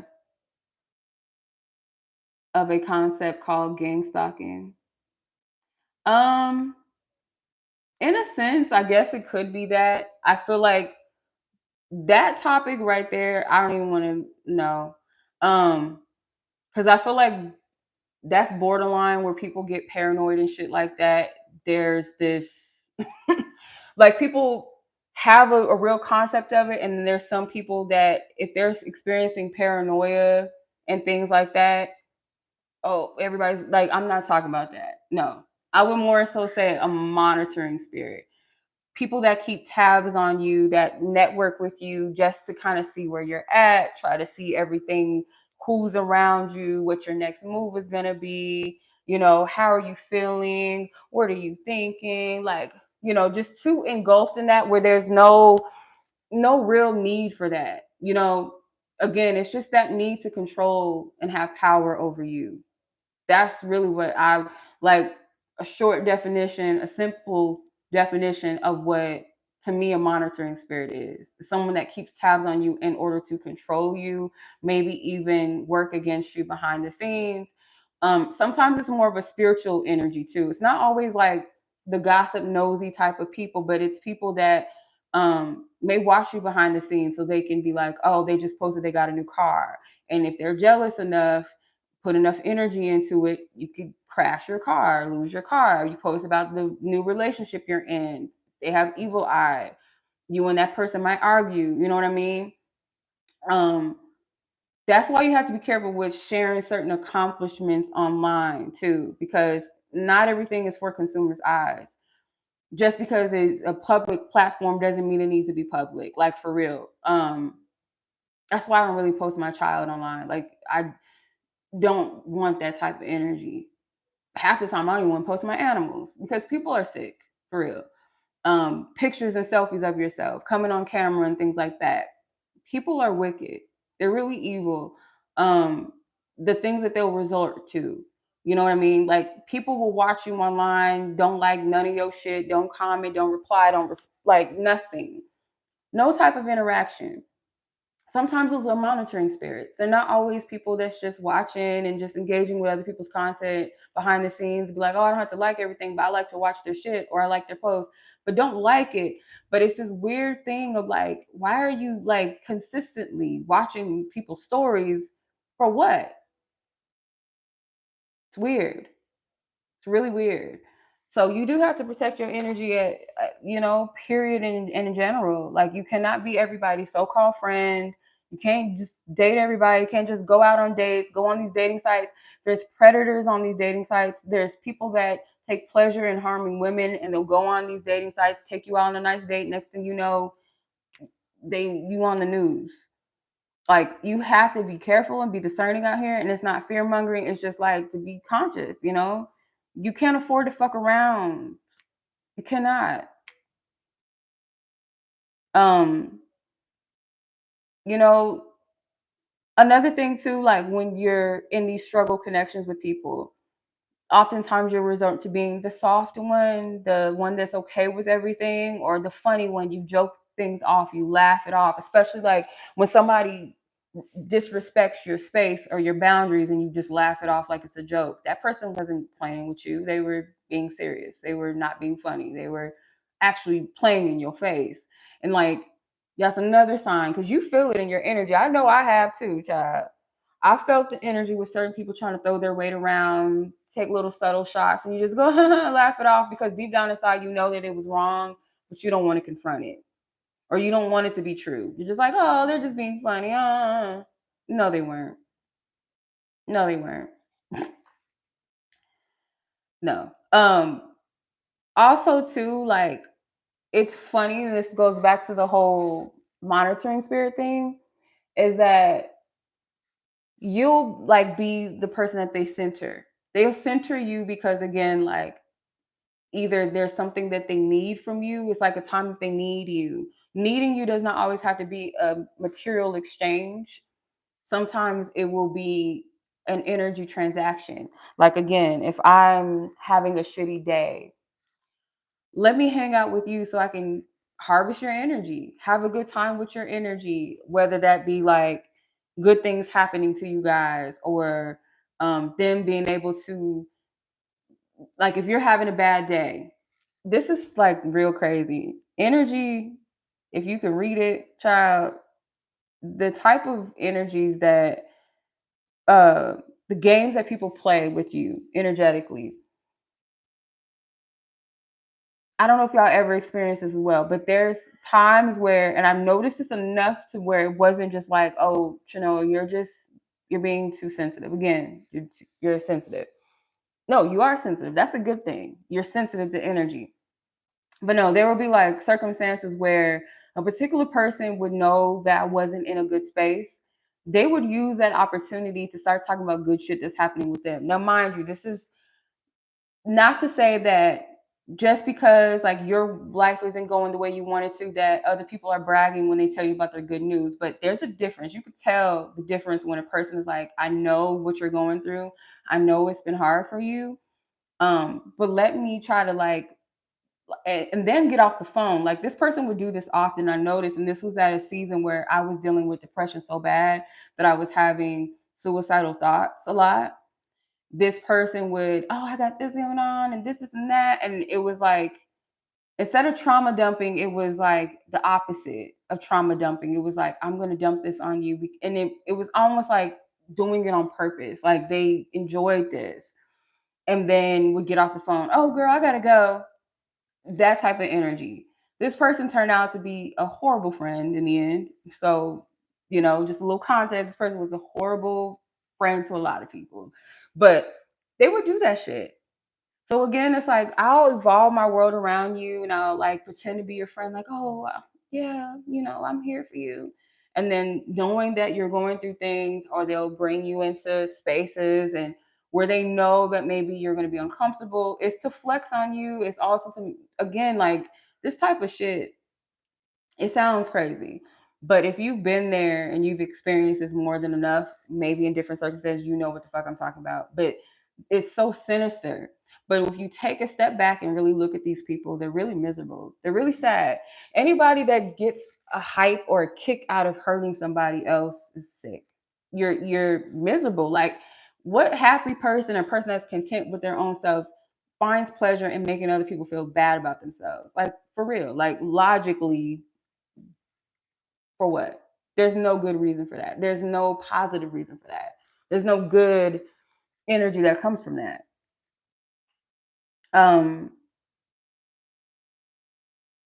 So another thing too is like, you'll notice that your body is also picking up certain uncomfortability. You get butterflies when you get a phone call or text from this person, or when you're in their physical presence, you get nervous, or you feel uncomfortable, you don't feel safe. That is a clear sign that that's a struggle connection, and this can manifest in different type of relationships. It does not have to be just all romantic.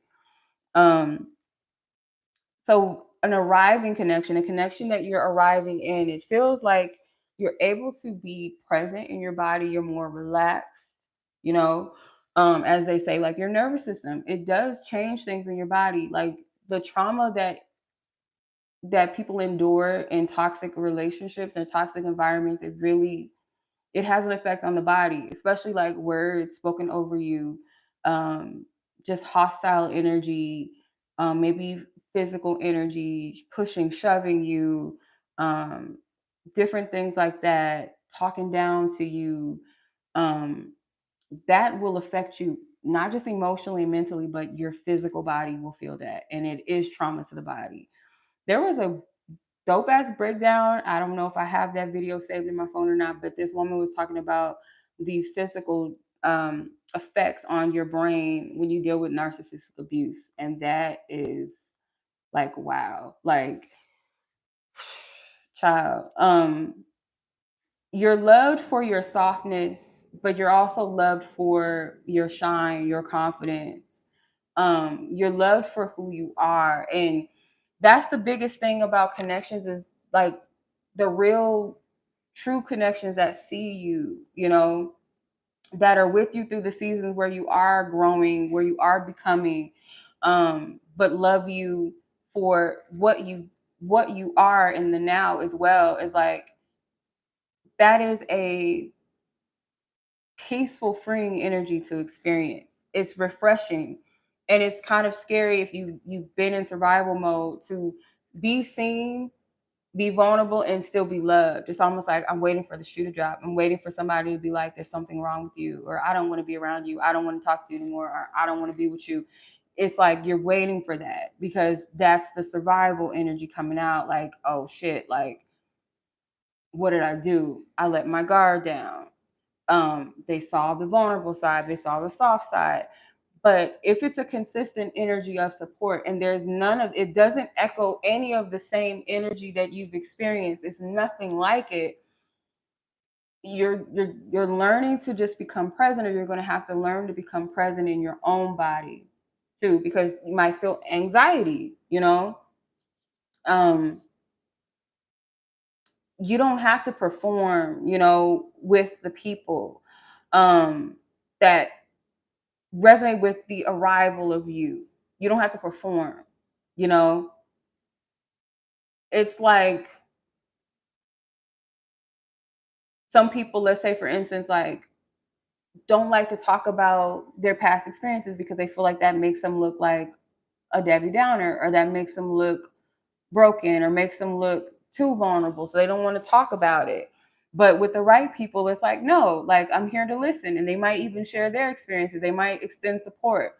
You know, it's not going to be that energy of, yeah, yeah, whatever, or clocking the T, like, okay, I'm going to keep track of all of this so I can use it against you later. There's a difference between that trauma bond versus a connection that is a safe space to be vulnerable, and vice versa. or someone could be vulnerable with you. So you don't have to translate yourself to be accepted. Like, oh, sometimes you don't even have to explain yourself. When you meet people that are a vibrational match, you guys don't all have to be exactly alike or alike at all, but you're a vibrational match in the sense that you guys are on the same frequency, same level. You have the same intentions. You guys are kind of moving along a similar path in life, or awareness of yourself in life, or whatever that may be. You don't have to explain yourself. It's understood. It doesn't have to be explained too much, you know. Whereas with the wrong people, you got to over explain who you are, why you want to do things. They just don't get it because they ain't supposed to. You know, you weren't. Like I said, it's not about being too much. Your energy is too expansive in a sense to be contained and be controlled anymore. So when people like try to like, oh, you're doing too much. Why are you wearing that? Now, if you walking around wearing, you know, shit that you shouldn't be wearing at inappropriate places, that's different. But if it's like you just feeling yourself, you vibing, you look good, and somebody like, oh, you're doing too much. Why are you wearing this? Why are you putting on lip gloss? Why are you doing this? We just going here, we just going there. What's it to you? Why? Like, if you know what I mean, like I don't know how you guys feel about this, like ladies specifically, but like it's funny sometimes, like when people like you go out and then like I don't know if everybody on the same page, like we wearing heels, we not wearing heels. Sometimes that is a conversation that people will have. I'm wearing heels, or I'm wearing boots, I'm doing this, I'm wearing that, or I'm just wearing jeans, or I'm wearing a dress. Um, but I feel like sometimes like if you like to like present yourself a certain way, or you want to dress down. Maybe people want to dress up and like, oh my God, why are you wearing jeans again? You're not wearing dresses, like, bitch, because I want to. What's it to you? Like, what is it? What does it matter? You know, like, what is it to you? Or if y'all wearing boots and I'm wearing high heels, so what? Wear what the fuck I want to wear. Like, so what? Like Sierra says, so what? Not so what, like in that song, because that song is that's that delusional relationship shit I was talking about earlier. We ain't on that type of so what. That song. Um, we're not delusional in that sense. Um, but I want y'all to say this affirmation with me, and I'm gonna pull a card like as our medicine, like what we need during this time to these cards is flying. Hold your horses. Um, But yeah, so I no longer perform to be loved. I arrived in my fullness and let love meet me there. I don't chase resonance, I hold it in my body. And those meant for me will feel it and they will stay. I no longer perform to be loved. I arrive in my fullness and let love meet me there. I don't chase resonance, I hold it in my body. And those meant for me will feel it and stay. All right, Ashe to that. All right, so let's see what medicine. I hope you guys have enjoyed this so far. Y'all enjoyed it going on.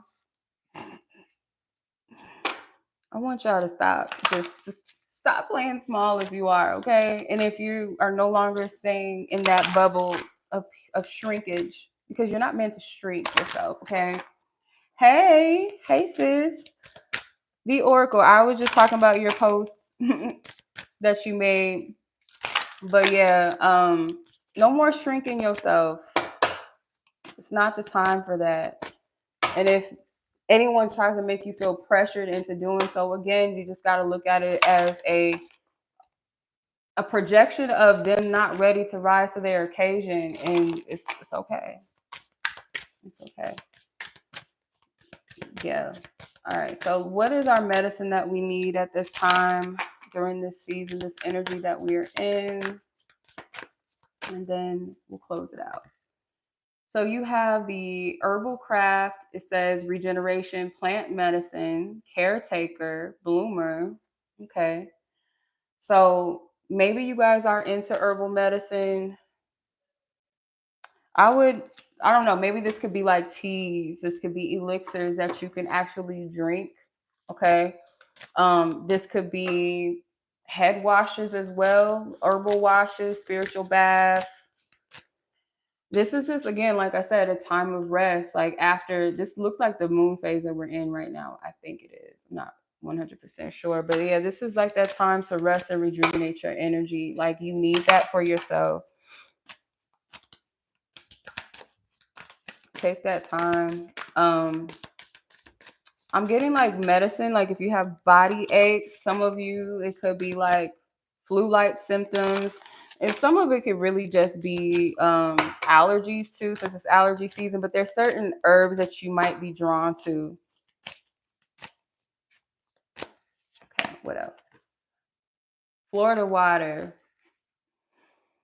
You know, I love me a good Florida water, but even more, I love to make my own Florida water. And there's so many videos online that will give you the ingredients, or you can look up the actual ingredients. But if you feel guided to, make your own Florida water, and you can actually use it in your spiritual baths. Some of you guys, this is just like getting into your medicines and your herbs, and maybe like researching certain things for yourself that resonate with you or that help you, or certain properties.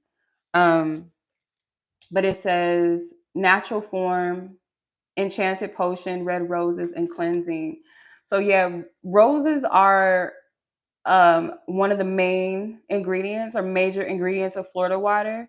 But rose water is really good too. It's in a lot of ways, whether you consume it, whether you cleanse your face with it, whether you put it in a bath. It's also very good for spells for self-love work. Not just romantic love, but it also is good for self-love. And you have the Earth Mother at the bottom of the deck. Psychic recharge, grounded healer, mentor, and layers. Okay. If you are a spiritual, mentor, you do also have to rest your energy too. Like, you can't give too much to everybody. Like, I know your spiritual fam and stuff like that, you want to be there, you want to give, but you got to give that energy back to yourself too. And I was speaking about this, I don't remember what reading it was, I think it was last week, to do some grounding work with Mama Earth, with the trees. Touch some trees, hug some trees, plant your feet in the water, or plant your feet in the dirt, in the grass. If because someone's got nails, but like, if you don't mind putting your hands in the dirt and like really just allowing yourself to be present in that energy. And then when you feel the pulsating in your feet or your hands, to imagine that as like a heartbeat and a connection to the divine mother energy.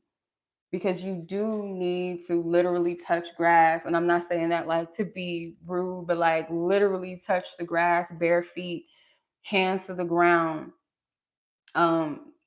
Just to rejuvenate and recharge that energy back to yourself, because there's a lot that's being removed and being extracted. And I'm gonna look at this card too. It's at the bottom. It says astral travels. um so some of you guys, you got, like I said in the beginning of the reading, you're having a lot of disruption in your sleep, or what feels like disruption, where you're waking up in the middle of the night. You might feel like you are having a lot of dreams, or experiencing a lot of dreams, but you don't remember them, or you feel like you're not fully sleeping. It's like a lot of activity. It could be because you are astral traveling. So even with that, that could be heavy on the body sometimes too. And you got to ground your physical body back, you know. But other than that, y'all, that is the read. I know we went off a little bit in the beginning, but I hope this reading was helpful, resonates with you guys. I enjoyed it. Happy Tuesday, Taco Tuesday. But yeah, it's been my pleasure, you guys. Make sure you guys like this video, share this video with your peoples, and I would gladly appreciate that. If you guys want to book a reading with me, I will leave the links in the description. Any of my spiritual doula readings, they are available, especially for times like this, where you are becoming, where you're releasing, maybe even grieving. You feel like something is birthing out of you. Maybe you feel stagnant. I got you. Okay. I would love to assist and help. But yeah, as always, much love. Y'all be blessed. Be safe. Till the next one.